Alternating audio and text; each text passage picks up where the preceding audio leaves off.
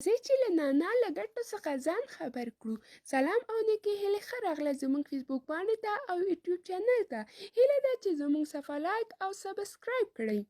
نانا هغه بوټی یا سابه دی چې د روغتیا لپاره ګټور او د کار په هر فصل کې په اسانه ترلاسه کیدلی شي. نانا په عامه ژبه ورته ویلنی هم ویل کیږي. نانا په دوه ډوله دی. یو ډول هغه دی چې طبیعي په پسرلي کې د ویلو او پولو په غاړه راشنه کیږي. بل ډول هغه نانا ده چې بزګر یې په خپل پټیو کې کري او بیا ترې په کلونو کلونو ګټه اخلي او په بازار کې پلوري چې نور سابو ته ځانګړی رنګ ورکوي.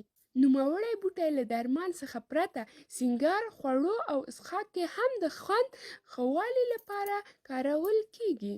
د نانا روغتیایي ګټې. نانا د هضمي سیستم لپاره ډیره ګټوره ده. هغه کسانو ته چې د خوړو سپارښتنه کیږي چې د ستړیا له منځه وړلو او د انرژي د اخیستلو لپاره شیریني خوري، کولی شي له شنې او تازه نانا څخه چې د ډوډۍ خوړلو پر وخت او یا هم د ورځني ډول د چای پر ځای د نانا ځانګړی چای. د نانا خوړل له بدن څخه زهري مواد وباسي، د سر درد له منځه وړي او د خولې بد بوی ختموي. او که غواړئ چې صفا او تنکي غږ ولرئ نو د نانا څخه ګټه پورته کړئ. وینه پاکوي او د ساه بندۍ لپاره تر ټولو ښه نسخه ده. د نانا په جوړښت کې داسې مرکبونه هم شتون لري چې غذایي نلونو ته آرام ورکوي. یو څېړنې له مخې ثابته شوې چې د نانا خوراک د خېټې په درد کې کمښت لامل کیږي. د هضمي سیستم لپاره ډیره ګټوره ده.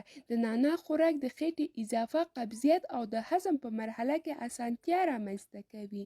ناتول د نانا یو بنسټیز توکی دی. د ځینې څېړنو راپورونو پر وینا ویل کېږي چې نانا په نیم سري کې کمښت راولي، د خولې میکروبونه ختموي. د نانا په استعمال سره نه یوازې دا چې د خولې بد بوی ختمیږي بلکې میکروبونه هم وژني او له ودې څخه مخنیوی کوي. بدن ته ځواک ورکوي. که چیرته هر وخت ستړیا احساسوئ، نانا کولی شي چې د بدن ته مو ځواک ور په برخه کړي. که څه هم په اړه ډیر نه دی ویل شوی، خو نانا خوشبويي د فعالیتونو په ښه والي او د کمزورۍ په لرې کولو کې مرستندویه تمامیږي. د میکروبونو پر وړاندې مقابله کوي.